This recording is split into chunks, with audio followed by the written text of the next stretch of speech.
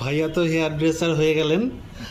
কেমন লাগছে, অনুভূতি কি? জি ভাই, আলহামদুলিল্লাহ ভালো লাগতেছে। আচ্ছা, আপনি কোন কোর্সটা করেছিলেন যে হেয়ার ড্রেসার হলেন আমি আজকে? কম্বো কোর্সটা নিয়েছিলাম এখানে, আর ওইটাই আমার কাছে সব থেকে বেস্ট মনে হয়েছে। আপনি যে কোর্সটা করলেন এর আগে কি ভেবেছিলেন আপনি আসলে করতে পারবেন, শিখতে পারবেন?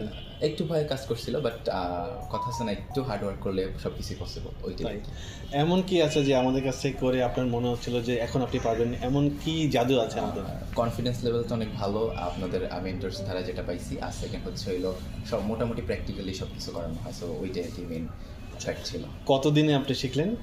আমার টোটাল 3 মাসের 3 মান্থের ডিউরেশন ছিল, বাট আমার মনে হয় আমি ক্লাস করছি টোটাল 12টা, আর এটা ওভারঅল 2.1 মান্থ, সরি 2.5 মান্থের মতো ছিল। অনেকেই আমাদেরকে বলে এত কম ক্লাসে এত কম সময় শেখা যায়। শেখা যায় আসলে? হ্যাঁ, পসিবল।